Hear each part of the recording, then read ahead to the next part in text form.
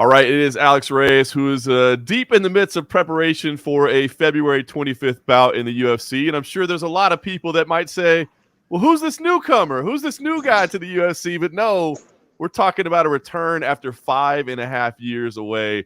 Alex, what's the feel like right now for you? Because I got to think this whole thing is maybe a bit surreal at the moment. A little bit, you know what I mean? It's a great feeling, man. All the hard work that I put in my entire career before my injury, everything that I fought through, with the injury leading up to this point, man, it's an amazing feeling, just feeling of gratitude, you know what I mean, and appreciation. I feel great, man. I feel great. That's awesome, man. Obviously well documented, but maybe for some people that don't know, a stem cell infection led to a severe infection, right? I mean, to the point that your bones were swelling, which sounds like the absolute most painful thing I can possibly imagine. I mean, can you describe what this like? It had to be hell on earth, man. Oh man, it was excruciating pain that I've never felt before. And it was debilitating. Couldn't walk, couldn't move. Uh, Always having, being in the hospital. Good thing I was in the hospital. Good thing that, we caught it and Heather Linden help catch it. And it was just excruciating, man. Excruciating, terrible, terrible pain. Position that I was put in mentally, physically. But I'm a tough guy and had good people around me and fought through it. And here I am. It's incredible. So, I mean, I got to think first step is like life preservation, right? I mean, in the beginning, you can't even be thinking about fighting, right? Or were you? Were you always thinking about fighting, or did you have to totally forget the idea of I'm a professional athlete and I'm a professional fighter? Like, I'm just trying to stay alive. There was waves and phases, you know what I mean. But deep down, that kept me motivated. Talking to my coaches, my management, and the UFC staff, like giving me that hope of being able to come back and fight through everything. But yeah, there was days, man, where just, the doctor is sitting there telling you, you're probably not going to walk again, kid. You need to change careers. You're not going to be able to hold your kid the normal way that you would think. You need to rethink things. I'm just like, man, that was crushing. When the doctor came to bedside and told me had that conversation with me, man, that was very, very tough pill to swallow. But I didn't accept it. You know what I mean? It stuck with me a couple days. It hurt, but I was like, I'm not going to accept this. I'm not going to settle for this. I'm going to push through, and you'll see. And That's amazing. here I am. That's amazing, man. So when did you get to the point where you said, okay, because at first it's right, it's just my hope, it's my dream, I'm going to prove them wrong. When does it get to a point where you're like, oh no, I am going to be able to fight again? Like my body is holding up. I am able to do this. When did you get to the point where this was realistic? About a couple years back, about 2 years ago, it got realistic for me. And then about a year ago, it got like, you know what? I'm training hard again. I'm moving. I'm helping Bobby Green get ready for camps and fights. And about a year ago is when it's like, okay, I'm ready to start. I'm ready to take a fight. So I spent that year training, developing, getting better. You know what I mean? And led me to this point. So about a year ago, to I really, sat down with the wife again. I was like, listen, babe, I'm feeling great. You know, let's do it again. That's So awesome, man. And imagine if you ever need some motivation, Bobby Green's not a bad guy to have in your corner, is he? he's an awesome guy, man. He's a great guy, and he's definitely motivating and pushes me. He's inspiring. He's a good friend. We've known each other for quite some time now, since back 2013. We started training together and developed a relationship and reconnected. And definitely, he's an awesome guy, man. That's awesome. So now you're back. I mean, I see you're at the Performance Institute right now, deep in the preparation process. I mean, are there any long-term effects? I mean, have you had to change the way you train, the way you approach the sport than you did before all this happened? No, man, I'm approaching it the same. 1 week at a time in fight camp. Still same style. I've grown and developed even more.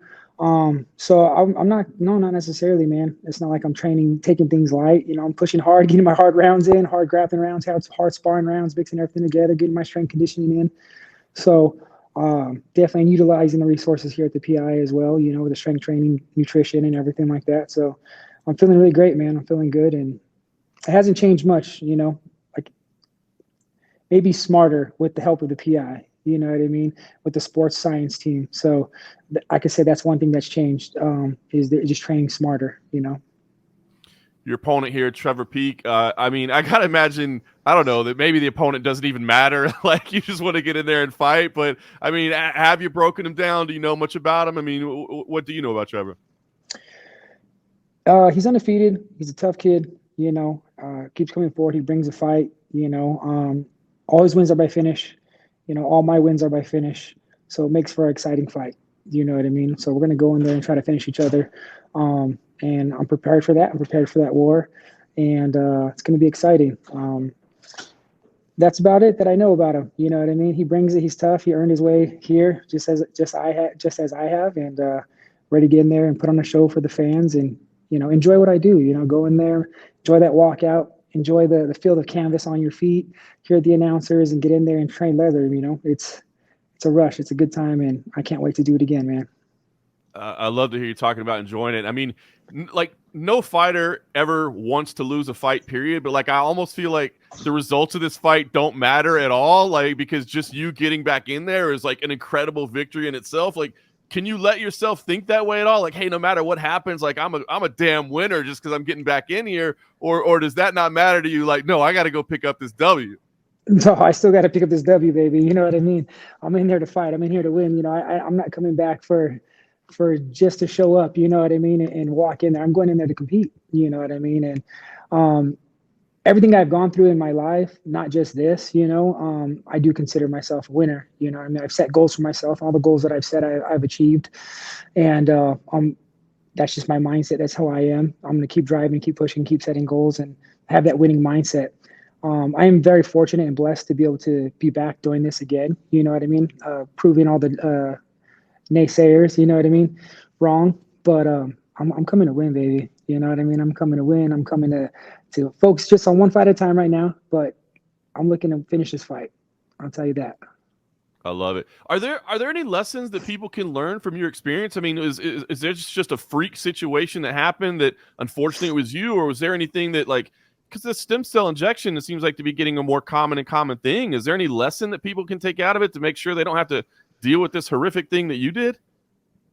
Man, it was you sit there and try to, your mind wraps around it and thinks, what could I have done different? When things go wrong, people always, run through that situation in their minds. And at the end of the day, I was just unlucky. I was one of 60 people that got a bad batch. Only thing I could say you can do in the future is maybe check the lab that you're receiving the cells from, you know what I mean, their accreditation.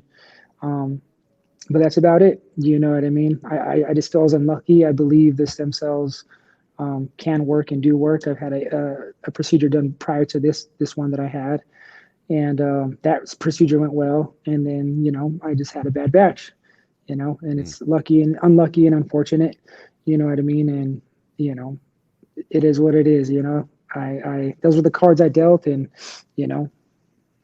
I made it through. You know what I mean?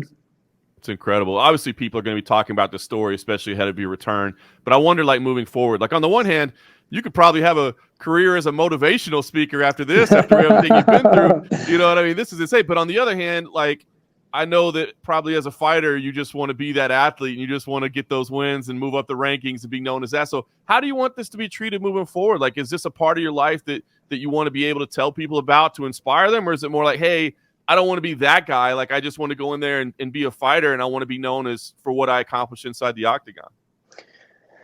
Well, I think once I'm, done fighting, definitely would like to share that knowledge with everyone and those experiences, and help motivate others. I do have a martial arts studio I've had for 12 years, and I enjoy motivating my students and guiding them in the sport, and watching their successes. So that's definitely something that I would be interested in as well, is, sharing their story and helping motivate others that, sometimes life will knock you down, man. You got to pick those pants up and keep going. You know what I mean?